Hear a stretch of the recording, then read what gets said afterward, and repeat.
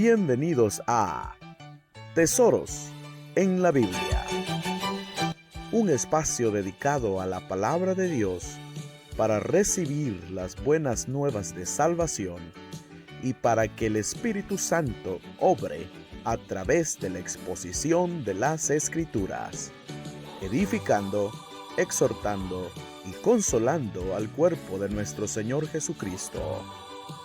Prepárese para recibir un mensaje que puede transformar su vida. Permanezca con nosotros y abra su corazón para escuchar lo que Dios tiene preparado hoy para usted. Tesoros en la Biblia. Y puso delante del arca de Jehová ministros de los levitas para que recordasen y confirmasen y lo hacen y confesasen, y lo hacen a Jehová Dios de Israel. Asaf el primero, el segundo después de él Zacarías, Jehiel, Semiramot, Jehiel, Matatías, Eliab, Benaía, Obededom y Jehiel, con sus instrumentos de salterios y arpas. Pero Asaf sonaba los címbalos. También los sacerdotes Benaía y Jaasiel sonaban continuamente las trompetas delante del arca del pacto de Dios. Entonces aquel día, dice el versículo 7, entonces aquel día comenzó a aclamar a Jehová. David comenzó a aclamar a Jehová por mano de Asaf y de sus hermanos. Alabad a Jehová, invocad su nombre, dad a conocer en los pueblos sus obras, cantad a él, cantadle salmos, hablad de todas sus maravillas. Versículo 10, gloriaos en su santo nombre, alegres el corazón de los que buscan a Jehová. Buscad a Jehová y su poder, buscad su rostro continuamente, haced memoria de las maravillas que ha hecho, de sus prodigios y de los juicios de su boca. Y terminamos leyendo el versículo 21 y el versículo 22. No permitió que nadie los oprimiese, antes por amor de ellos castigó a los reyes. No toquéis, dijo, a mis ungidos. Padre que estás en el cielo, gracias por tu preciosa palabra. Esta palabra, Señor, es vida, esta palabra es verdad, esta palabra es nuestro alimento, Señor. Te pedimos que añadas, Señor, bendición en esta hora, que podamos, Señor, estar atentos a tu preciosa voz. Señor, que tu Espíritu Santo traiga esa palabra y la injerte en nuestro corazón, Señor. Abre, Señor amado, nuestro corazón a tu palabra. Que aquellos que están a través de las redes sociales también, Señor, puedan estar atentos y podamos aprender en esta hora. En el nombre maravilloso de Jesús, en tus manos quedamos, mi Señor. Amén y amén. Vamos a darle palmas de alabanza a Jesucristo en esta hora, hermanos. Gloria a Dios. Hay un corito muy famoso que dice: cuando el pueblo del Señor alaba a Dios. Y en ese pensamiento vamos a basarnos, hermanos. Cuando el pueblo del Señor alaba a Dios. Estimados hermanos, el libro de las Crónicas es un libro bastante interesante, hermanos.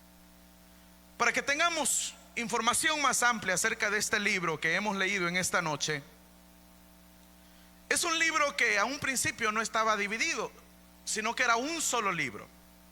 Pero se dividió producto de la traducción, la famosa, muy famosa traducción de la Septuaginta. Es decir, fue una traducción al idioma griego que se hizo, hermanos, por estos 70 redondeados ancianos de Israel. Se desconoce a ciencia cierta quién es el autor, quién es el escritor de las Crónicas, pero se piensa, se tiene una idea que el escritor fue Esdras, porque según el mismo libro de Esdras, capítulo 7, hermanos, se le llama a Esdras un escriba diligente. Así que los estudiosos piensan que se le atribuye a Esdras este libro. El contexto histórico también es muy interesante y es importante que lo tomemos a consideración en esta noche para poder entender, hermano, lo que vamos a estar hablando. Usted sabe que Judá estuvo en Babilonia por un periodo de 70 años. Pero cumplido esos 70 años, hermanos, según la promesa de Dios, Israel vuelve y Judá vuelve a su tierra. Pero no lo hizo, hermano, de manera desordenada. Al contrario, lo hizo de manera ordenada. Lo hizo en 3 fases. La primera estuvo a cargo de un hombre tremendo que usted lo puede encontrar, hermanos, en el libro de Esdras, en Nehemías, como Zorobabel. La segunda fase estuvo a cargo de Esdras, el mismo Esdras, a quien probablemente se le atribuye la escritura o la autoría de este libro de Crónicas. Y el tercero estuvo a cargo de Nehemías. Ahora, cuando Israel o cuando Judá regresa a su tierra, ellos se encuentran en un ambiente, en un contexto totalmente diferente al que ellos habían vivido antes del cautiverio. Por ejemplo, hermanos, cuando ellos regresan, ya no había más un rey judío, ya no. Ahora ellos estaban debajo de un dominio persa, de un emperador persa. Ya la ciudad de Jerusalén no era aquella ciudad pujante, aquella ciudad viva, aquella ciudad fuerte, sino que al contrario, era una ciudad sin protección. Por eso es, hermanos, que en el libro de Nehemías nosotros vemos la construcción de los muros de Jerusalén. Cuando ellos regresan de este cautiverio, hermanos, se encuentran sin lo más importante que los judíos pudieron haber tenido, que era el templo de Jerusalén. Por eso es que Zorobabel, usted lo puede leer en Esdras, en el libro de Esdras, es quien, hermanos, motivado por el Señor, pone los primeros cimientos del templo que se iría a construir después del retorno a Judá. Y la Biblia lo relata, dice de que muchos de los judíos reían, se alegraban al ver cuando ponían la primera piedra del templo. Ese templo, hermanos, que había sido el tesoro de los judíos, ahora, hermanos, empezaba de cero nuevamente. Y dice que los ancianos que habían visto el antiguo templo lloraban y se confundía los gritos entre alegría y tristeza, entre lloro y alegría, se confundían. Pero también cuando regresan, hermanos y hermanas, ellos se encuentran con una realidad triste, y es la realidad de que la presencia de Dios, mire qué triste esto, la presencia de Dios hacía muchos años que los había abandonado. ¿Cómo así, hermano Samuel? Sí, usted lo puede leer en el libro de Ezequiel, cuando dice la palabra que Ezequiel vio la visión, cuando la presencia de Dios, hermanos, primero se mueve del altar a la parte sur del templo, y después, hermano, sale. Fíjese qué tremendo, cuando la presencia de Dios sale, dice que pasa al umbral, es decir, a la entrada, y se va hacia la puerta oriental, y Ezequiel ve como la gloria, la presencia de Dios, hermanos, se levanta de la ciudad de Jerusalén y se va rumbo al monte que está al oriente de la ciudad de Jerusalén. Esto, hermanos, es una enseñanza tremenda, que es para un mensaje maravilloso, hermanos, porque ellos seguían teniendo templo, seguían teniendo todo, pero ya sin la presencia de Dios. ¿Cuántas veces nosotros pudiéramos tenerlo todo? Pudiéramos tener, hermanos, butacas, sillas de la mejor calidad, hermanos, música de lo mejor, instrumentos de lo mejor, pero ya sin la presencia de Dios. Qué triste sería eso. Pero lo más importante, hermanos, es la presencia de Dios para nosotros. Entonces, este es el contexto, hermano. Así que lo que Crónicas trata de hacer cuando delante de este contexto es animar al pueblo. Pero ¿cómo lo hace? A través de recordar las victorias de Dios para con su pueblo. Y, hermanos, es así como nosotros vemos mucho énfasis en este primero y segundo libro de Crónicas, en el pacto davídico. en el pacto de Dios con David. Y dentro de ese pacto, dentro de ese trato de Dios con David, nosotros vemos mucho énfasis en algo que vamos a estar hablando en esta noche. Y ese algo, hermanos y hermanas, es la alabanza.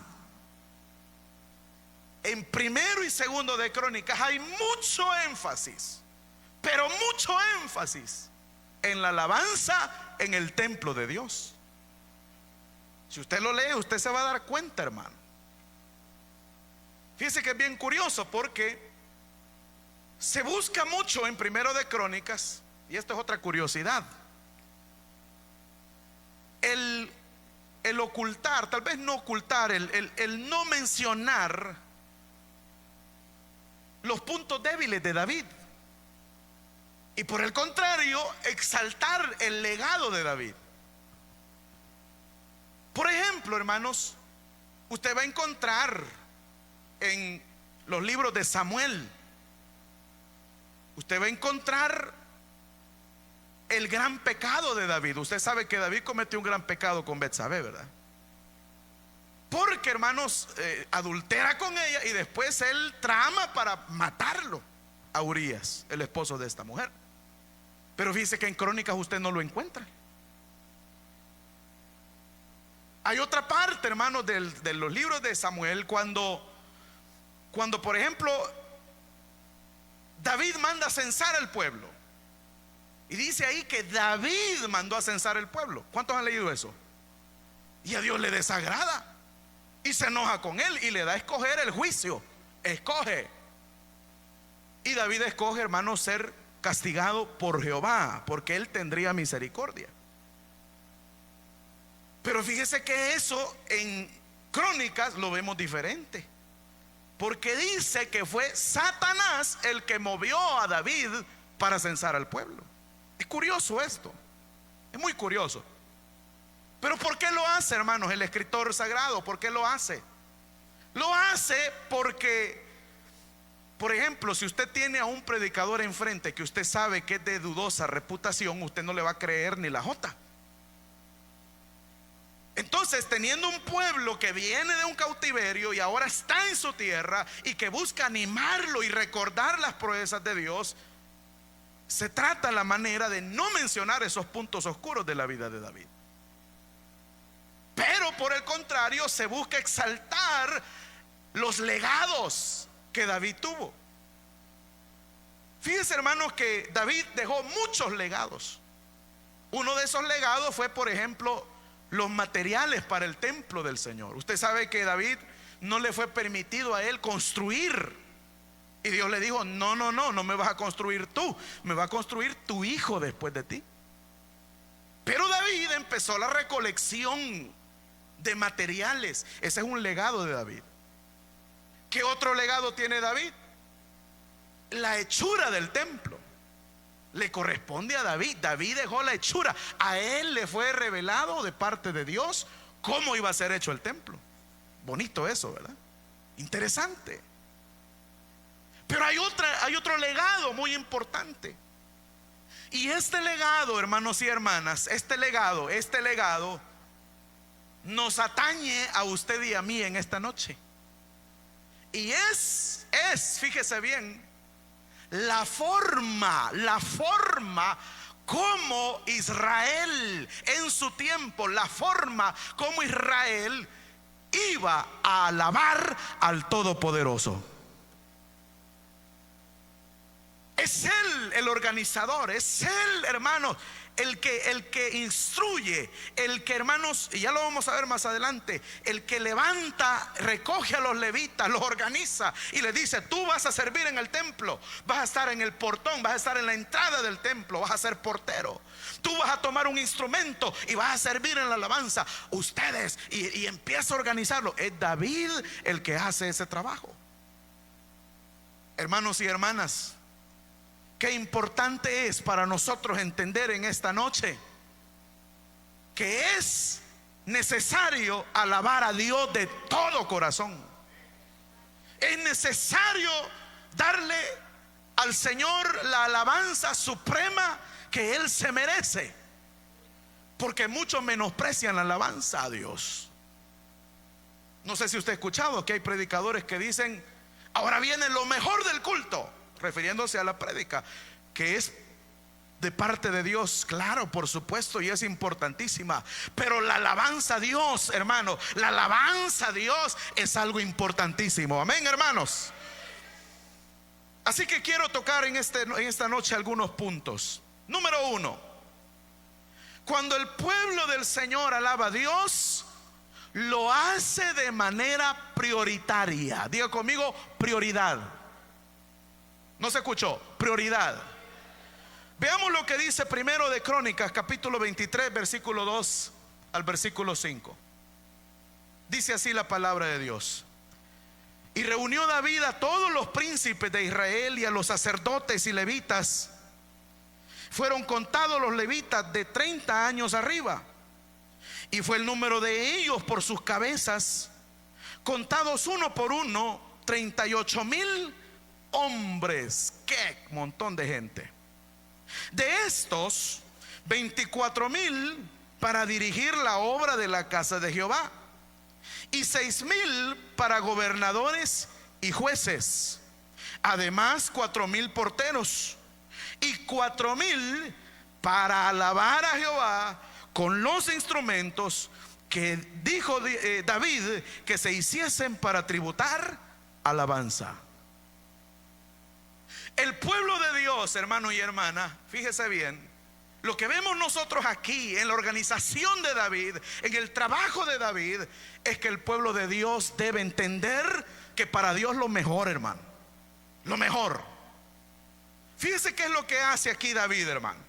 Dice que recoge a los levitas, todos los levitas. Vengan para acá los levitas, los levitas. Usted ya sabe quiénes son los levitas. Los levitas eran uno de las tribus de los hijos de Jacob, de los hijos de Israel. Y Dios los aparta para su servicio, para su servicio. Y dice, hermanos, que de todo el país, de todos los levitas, Él junta 38,000 hombres, los cuales tenían 30 años para arriba. Y empieza David, hermanos, el trabajo de distribución. Y dice, hermanos, que Él instituyó 24,000 para que ayudaban en la casa de Jehová. 24,000, es decir, había 24,000 levitas que servían en el templo de Dios, trabajaban arduamente en el templo de Dios. Interesantísimo esto. Y estos 24,000 levitas, hermanos, fueron divididos en 24 grupos. Cada uno de esos 24,000 levitas, hermano, o cada uno de esos levitas pertenecía a un grupo. Eran 24 grupos, 24,000 levitas, 1,000 levitas por cada grupo. Ahora, si el año tenía 12 meses, quiere decir, hermanos, de que estos levitas, estos grupos de 1,000 levitas, servían por 15 días en el mes. Es decir, que en un mes habían 2,000 levitas que servían al Señor. Mire el intelecto, el trabajo de David. Después de eso dice que, hermanos, llama a 6,000 de estos 38,000 levitas originales, 6,000, y les dijo David que fueran gobernantes o gobernadores y jueces. Vaya, ustedes levitas, ustedes son la tribu de Dios, son los siervos de Jehová, ustedes van a ser jueces de sus hermanos los israelitas. Pero dice, hermanos, que también instituye a 4,000 porteros, 4,000 levitas, para que estuvieran al cuidado de la entrada del templo. Porteros, 4,000 levitas. Pero aquí viene a mí, hermano, lo que me llamaba la atención, y es que dice que David instituye 4,000 levitas, 4,000 levitas para el trabajo de la alabanza a Dios. Y manda a David a hacer instrumentos musicales. No se imagine que en ese tiempo había piano, ¿verdad? No habían, hermanos, guitarras eléctricas con distorsión, pero eran instrumentos. Por ejemplo, hermanos, la Biblia habla ahí en el versículo 5, dice la palabra que había salterios, es decir, liras. Salterios eran como unas guitarritas. Había también arpas. Todos conocemos las arpas, ¿verdad? Había arpas. Estos eran los instrumentos de los 4,000 levitas. Había címbalos. ¿Sabe cuáles eran los címbalos? Eran los platillos, los que usted puede ver en la batería. Esos eran los címbalos. Címbalos resonantes. ¿Lo han leído en la Biblia ustedes? Los címbalos. Porque, hermano, era una alabanza estridente, estruendosa. Pero también dice, hermano, de que estaba Benaía y Jaziel y sonaban continuamente las trompetas delante del arca de Dios. Hermano y hermana, yo no sé si usted se ha puesto a analizar esto mientras yo lo estoy diciendo, pero esta era una iglesia con 4,000 músicos. Con 4,000 músicos. Era una iglesia, hermanos, fíjese bien, que fue diseñada por Dios a través de David para darle alabanza al Todopoderoso todo el tiempo, todos los días, los 12 meses del año, todo el tiempo, las 24 horas del día. La idea de David era que nunca cesara la alabanza al Dios Todopoderoso. Y fíjese que si usted, hermano y hermana, hace la división, porque eran 4,000 músicos con los instrumentos que David dio, y recuerde que eran 24 grupos. Y si usted divide estos 4,000 entre 24 grupos, le sale, hermanos, cuántos músicos servían cada 15 días. ¿Sabe cuántos músicos servían al Señor por 15 días? ¿Sabe cuántos músicos había en el templo todos los días sirviendo al Señor? ¿Sabe cuántos? 167 músicos. Hermanos, si con 4 instrumentitos hacemos un grupo musical, ¿qué orquestón no se haría con 167 músicos?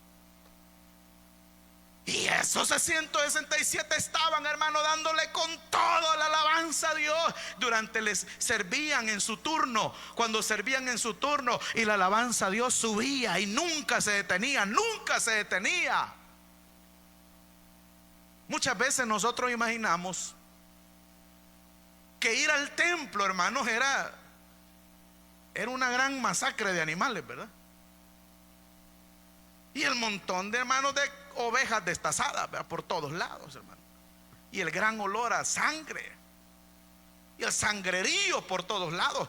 Sin duda que había, hermanos, sacrificio delante de Dios. Pero ¿sabe, hermano, qué había en el templo del Señor? Alabanza a Dios 24/7, hermano. Alabanza al Dios Todopoderoso, el que hizo los cielos, el que hizo la tierra, el que todo lo puede, el omnipresente, el omnipotente. Alabanza para Él. ¿Y esto cómo se llama, hermanos? ¿Cómo se llama este deseo de David? ¿Cómo se llama lo que él hacía? ¿Sabe cómo se llama? Prioridad en la alabanza. Prioridad. Porque la alabanza para Dios, hermano, es importantísima. Tan importante que la Biblia dice que Él habita en la alabanza de su pueblo. Y fíjese que esta palabra, cuando dice el Salmo 22:3, porque tú eres santo y tú habitas en las alabanzas de Israel, tu pueblo. ¿Sabe? Esa palabra habitar, hermanos, significa, tiene muchas traducciones, pero una de las traducciones es permanecer. ¿Sabía que Dios, cuando ve alabanza, cuando escucha alabanza de su pueblo, Él permanece en ese lugar? Otra traducción es acampar. ¿Qué idea le da eso a usted? Mire, la idea que a mí me da es que él va recorriendo con sus ojos toda la tierra y de repente escucha el altar de Dios, ¿verdad? Y escucha al pueblo cantándole: para ti, oh Jehová, para ti quiero cantar. Y dice la Biblia que él acampa.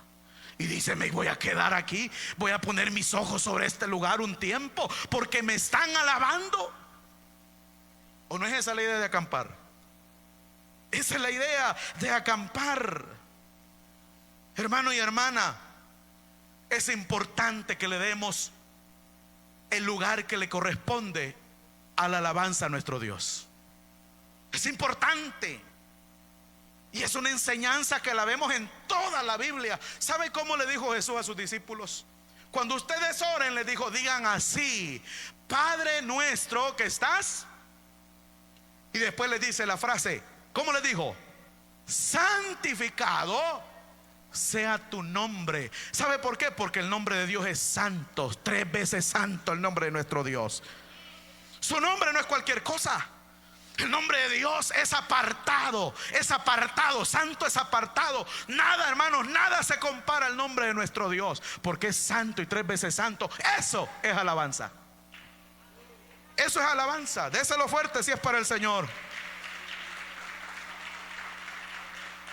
O sea que, en otras palabras, lo que Jesús estaba diciéndole: miren, antes de seguir orando, antes de pedir, alaben, adoren a Dios, alábenle. Porque es bien fácil, muchas veces caemos en el error, hermano, de venir y empezamos a pedir: dame esto, dame aquello, te pido esto, te pido aquello. ¿Y la alabanza a Dios cuándo? No, primero hay que alabarle, hay que adorarle, hermano, porque la alabanza es primero. Fíjese que es bien interesante leer, hermanos, cómo el poder de la alabanza, cuando se pone al frente, hermano, causa efectos maravillosos para el pueblo de Dios. Josué capítulo 6 habla de la conquista de Jericó. Y dice que cuando reciben las instrucciones de parte de Dios, Dios le dice, fíjese, a Josué, que iban a dar 6 vueltas, una vuelta por cada día, durante 6 días. Y el último día 7 vueltas. Pero quienes iban a ir adelante, eran, hermanos, primero, hombres de guerra con espada en las manos. Espada. Pero seguidamente a la espada, que la espada es la palabra de Dios. ¿Sabe qué iba, hermano? ¿Sabe qué iba? Iban hombres sacerdotes con trompetas, dice, música para ir a pelear. Esa solo es una idea de Jehová. Porque sabe Jehová, hermano, que la alabanza es un arma de guerra del pueblo de Dios. Y fíjese, cuando se da la combinación, la palabra y la alabanza, y van unidas la palabra y la alabanza, la palabra y la alabanza, detrás de estos que llevaban trompetas, ¿qué iba? Iba el arca, iba la presencia de Dios. Una iglesia que tiene palabra, pero una iglesia que tiene alabanza, goza de la presencia de Dios, hermano. Y después del arca, el Señor a través de Moisés le dice al pueblo: cuando oigan la instrucción, griten. Y el pueblo gritó, y usted sabe que los muros cayeron, hermano. Porque fíjese bien, cuando el pueblo de Dios alaba a su Señor, hermano, los muros caen, muros de división, muros de odio, muros que han tenido atada a la familia, muros, hermanos, de tanta cosa que pueden haber. Muros caen y Dios obra a favor de su pueblo. Otro ejemplo es Israel en el desierto. ¿Sabe quién iba de las tribus de Israel? ¿Cuál era la tribu que iba al frente? Era la tribu de Judá. Al frente, en el desierto, Judá. Y después, hermano, bueno, Judá y a los lados 2 tribus más. Pero después de Judá iba otra tribu, era la tribu de Rubén. Rubén. Fíjese que Rubén, hermano, también iba acompañado de 2 tribus, pero aquí hay sabiduría, como dice la palabra. Aquí hay un mensaje importante. Porque Judá lo que significa es alabanza. Y después la siguiente tribu, Rubén. Rubén lo que quiere decir es: he aquí un hijo, o promesa, que es la palabra de Dios. Usted sabe que la promesa de Dios para nosotros es su palabra, ¿verdad? Pero después de la alabanza, allá Judá, y ahora la promesa, la palabra, he aquí un hijo nos es dado, la palabra de Dios que venía detrás de ellos, el arca del pacto de Dios, la presencia de Dios, hermano. Fíjese qué interesante esto. Y después, hermano, de la presencia de Dios, fíjese, en una iglesia que tiene palabra, que tiene alabanza, que le da importancia, que los tira adelante, hermano, tiene la presencia de Dios. Pero después viene Efraín. ¿Sabe qué significa Efraín? Fructífero. Porque cuando la presencia de Dios llega, producto de la alabanza, llega, hermano, llega. Y aquí dejémonos de religiosidades, porque hay muchos religiosos. ¿Sabe qué dicen muchos religiosos? Pero mire, pero la presencia de Dios está en todos lados. Pero es que no estamos hablando de la omnipresencia de Dios. Estamos hablando de que en la alabanza del Señor hay una manifestación especial del poder de Dios, hermano, que solamente se produce a través de la alabanza. Y cuando la iglesia tiene la presencia de Dios, vienen los frutos, hermano. Viene la salvación. Las almas vienen a Cristo. Hay, hermanos, una seguridad. Hay, hermanos, un avance. Hay una edificación de la iglesia del Señor. ¿Por qué? Porque la iglesia ha alabado a Dios, ha aprendido a alabar a Dios, ha aprendido a valorar la palabra, ha recibido la presencia de Dios, y ahora vienen los resultados de parte de Dios, hermano. Entonces es importante, cuando el pueblo del Señor alaba a Dios, debe de darle prioritariamente un lugar a la alabanza del Señor. Número dos, cuando el pueblo del Señor alaba a Dios, lo hace vivazmente. Subrayemos esa palabrita, es un poquito desconocida. Vivazmente. Lo que significa vivazmente es, hermano, con vida, con ánimo. Vea lo que dice aquí, hermanos, Primero de Crónicas 16:4. Dice: y puso delante del arca de Jehová ministros de los levitas para que recordasen y confesasen, y lo hacen a Jehová, el Dios de Israel. Mire, hermano, si usted, hay algo que quiero que usted se lleve en su corazón en esta noche, es que nos quitemos toda idea que la alabanza en nuestros cultos es solamente un relleno. Porque sí, a veces así se ve, ¿verdad? Como que fuera una obligación, un tiempo más. Ay, pongamos a cantar a un fulanito, ¿verdad? Porque hay que cantar. No, hermanos y hermanas, no, eso no es así. ¿Sabe qué es lo que, hermano, lo que sucede muchas veces? Es que el pueblo de Dios ya no alaba al Señor.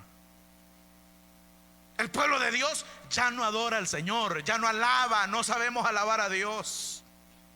Y a muchos de los que están aquí se les nota que algunos ya no alaban a Dios, no saben alabar a Dios. Se les nota. Porque, hermanos, están más fríos que una paleta de chocolate. Porque, hermanos, porque no hay una alabanza vivaz, una alabanza, hermanos, que se sienta, una alabanza que llegue del corazón, hermanos. No hay. ¿Y sabe qué es lo que hizo David? Dice que puso unos levitas al frente, dice. ¿Y qué hacían estos levitas, hermano? Dice que hacían estas cosas. Mire, puso delante del arca ministros de los levitas para que recordasen. ¿Sabe cómo es la alabanza, hermano? ¿De qué se trata la alabanza? Número 1, se trata de recordar. Recordar, tiene la característica de recordar. Viene del hebreo sacar. Y lo que significa es, hermano, hacer mención. Lo que significa es traer a la memoria.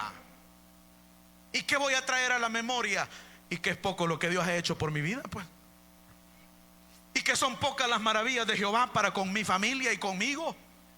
Si me sacó del lodo cenagoso, si entregó su vida por mí, si me llenó de su espíritu, no es poca cosa lo que hay que recordar.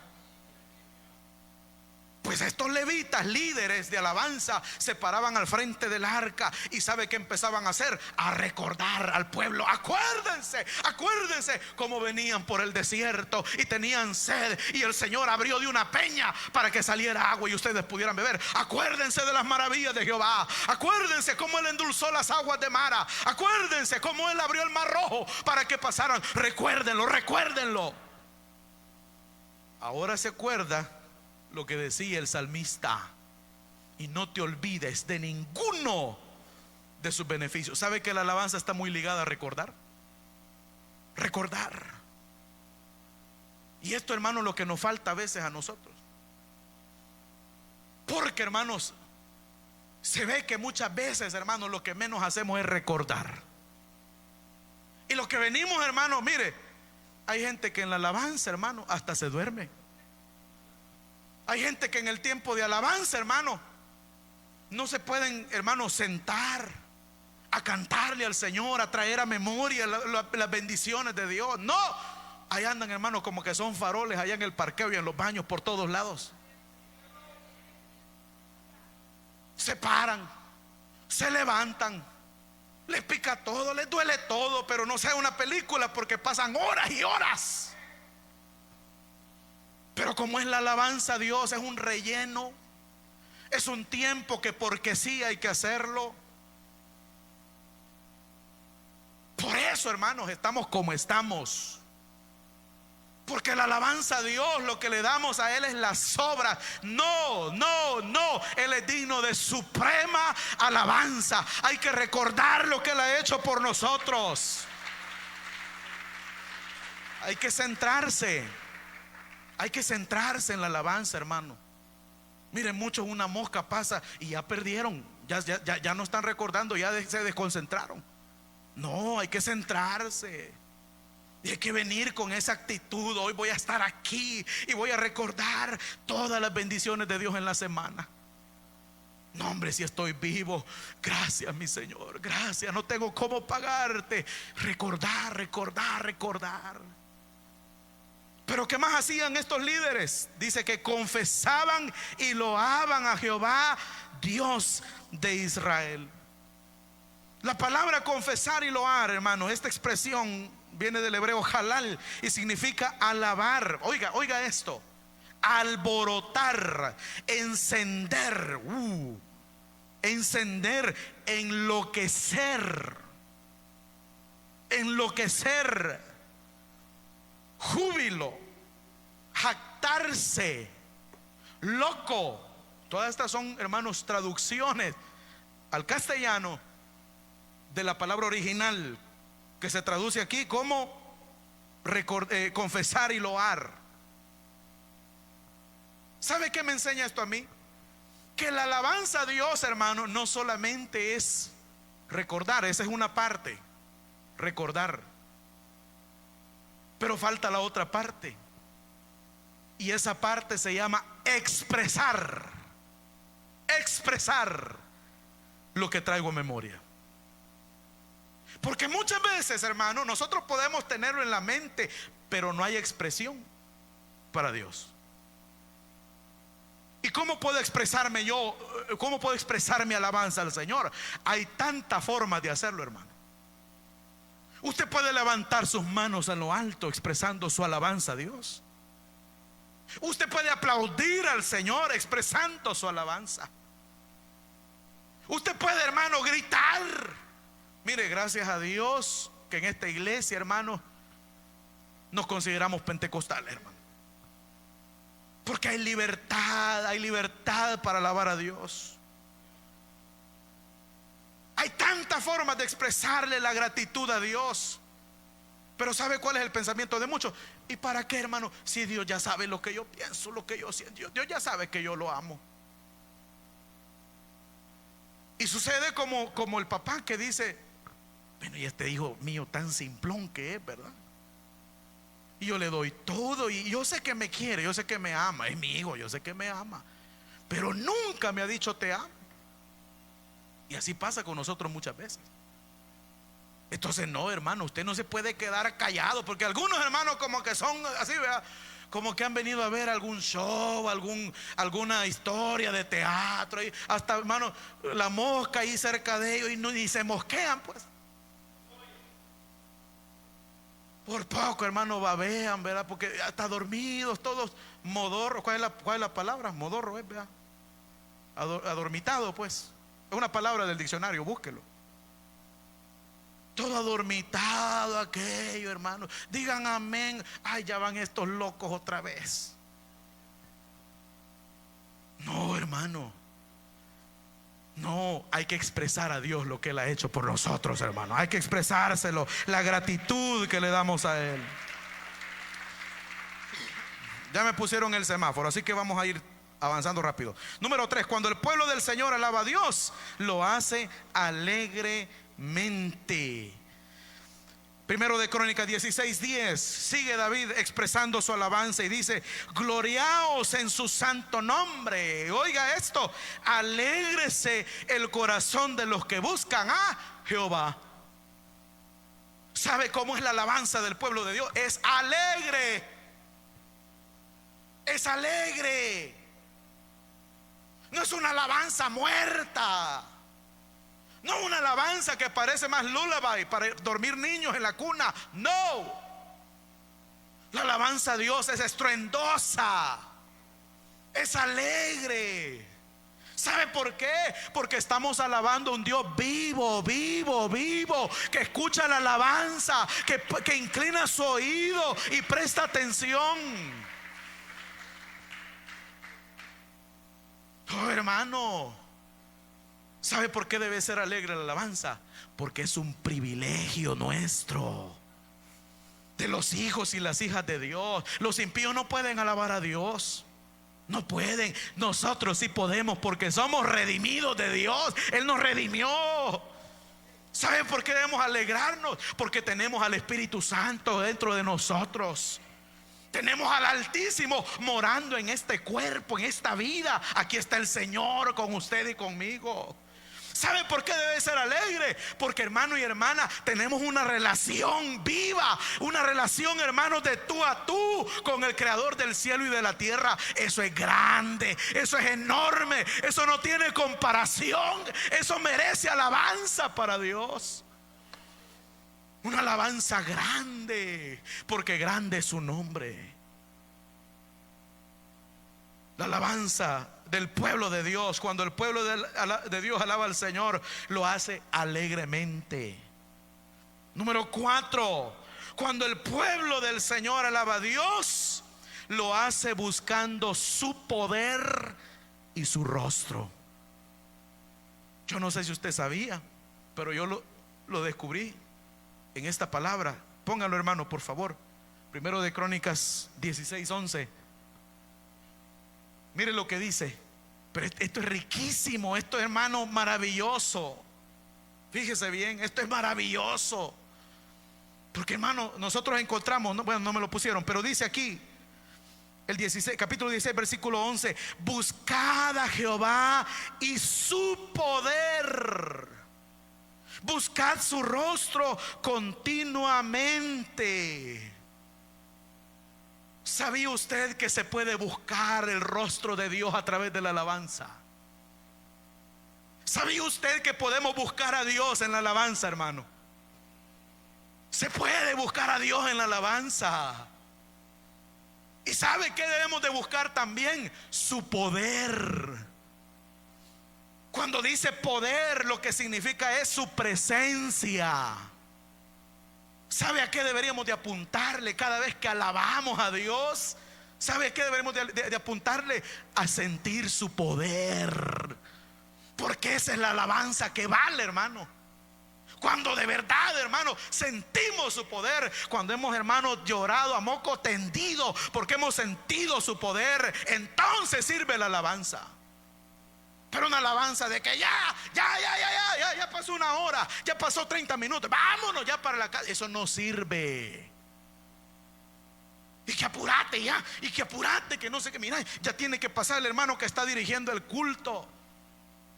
¿Y qué importa si hay presencia de Dios, hermano y hermana? Ese es el propósito de la alabanza. Pero no, hombre, estamos, hermanos, hermanos, mucho pueblo de Dios está siendo, hermanos, cronometrado. No, ya mucho cantaste, ya mucho cantó el hermano. Díganle que pare ya, hombre, ya. Háganle una señal para que paren. Ya. Eso no sirve de nada. Eso no es alabanza a Dios. La alabanza a Dios es cuando se siente su poder. Es cuando buscamos su rostro, hermanos y hermanas. Aleluya.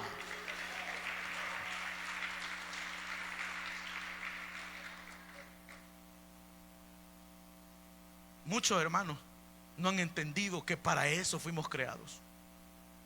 Para alabanza de la gloria de su nombre. Para eso. Y con esto termino, número 5.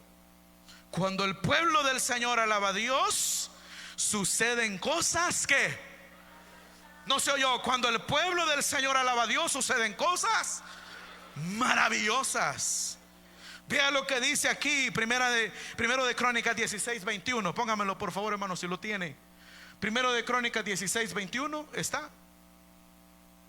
Si no, lo buscamos aquí. Dice: no permitió que nadie los oprimiese. Deténgase ahí, por favor. ¿Sabe cuál es la respuesta de Dios? Mire, Dios dice: me has alabado, te has deleitado, le has dado prioridad a mi alabanza, le has dado prioridad a mi alabanza, has buscado mi rostro, has buscado mi presencia. Ahora, como producto de eso, yo quiero darte algunas cosas, dice Dios. Y dice aquí la palabra, mire qué precioso lo que dice el salmista David en este versículo 21. No permitió que nadie los oprimiese, antes por amor de ellos castigó a los reyes, dice la palabra. Traduzcámoslo a nuestro vocabulario. ¿Sabe cómo se llama eso, hermano? Esto que está diciendo, que Dios protegió. Trasládese al tiempo de Israel en el peregrinaje, allá en el desierto, cuando Dios, hermano, se levantaba y los defendía. ¿Sabe qué quiere decir esto? Que si tú alabas a Dios, dice el Señor, si tú alabas al Señor, si tú le alabas, si tú lo alabas con ese ímpetu, si tú le alabas de corazón, dice el Señor, yo voy a pelear tus batallas, dice Dios. Yo voy a pelear tus batallas. Y tú no tienes necesidad de levantarte y pelear por ti mismo. No, yo voy a pelear por ti. Porque, hermano, el pueblo, nosotros tenemos enemigos, hermano. Y el primero es Satanás, que el Señor lo reprenda. Pero también hay enemigos, hermano. Hay personas que se levantan en contra de nosotros, y a veces se levantan con calumnias, a veces se levantan, hermanos, con envidias, y hacen sus tramafanes para verlo a usted mal parado. Porque hay instituciones enemigas del pueblo de Dios, lo hay. Pero ¿sabe qué, hermano? Podemos estar confiados de que así como Él derrotó los reyes enemigos de Israel, Él peleará nuestras batallas cuando hay un pueblo de Dios que alaba, que toma, que empuña, hermanos, el arma que es la alabanza al Dios Todopoderoso. Y termina diciendo este último versículo 22. Mire lo que dijo Dios: no toquéis a mis ungidos. Como producto de la alabanza a Dios, ¿sabe qué hace Dios? Brinda su protección a su pueblo. No me los toquen, porque este es el pueblo que yo he creado para mi alabanza, dice el Señor. Entonces, hermanos y hermanas, tenemos que darle al Señor la alabanza que Él se merece. Lo mejor que podamos hacerlo, dárselo al Señor. Quítese esa idea, hermano. Perdone que le martille esto, que el tiempo de alabanza es un relleno del culto, porque hay que hacerlo, hay que hacerlo. No. Él habita en la alabanza de su pueblo. Y cuando el pueblo de Dios le alaba, hermano, lo hace de manera prioritaria. ¿Cuántos lo vamos a hacer de manera prioritaria de hoy en adelante? Dale prioridad, hermano. Dale prioridad a la alabanza. ¿Qué más? Cuando el pueblo del Señor alaba a Dios, lo hace vivazmente. Vivazmente. Pero también, hermanos, la alabanza a Dios, en tercer lugar, es una alabanza alegre. Alegre. Hay que estar alegre en la presencia de Dios. Hay que alegrarse, hermano. Hay que alegrarse, no solamente en las fiestas de diciembre, que algunos ahí se alegran. Y aquí todos enojados. Ya se pasó el hermano, ya está en rojo, ya vámonos, ya.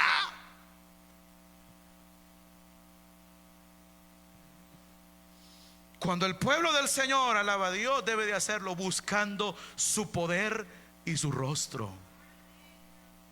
Y no se vaya de la iglesia, no se vaya de aquí, hermano, de la congregación, hasta que usted sienta el poder de Dios en su vida. ¿Cuánto tiempo tiene usted, hermano, de no llorar en la presencia de Dios? ¿Cuánto tiempo tiene usted? Porque lloramos a veces cuando tenemos problemas, pero porque el Espíritu Santo nos acaricia. Tenemos meses de que no lo hacemos.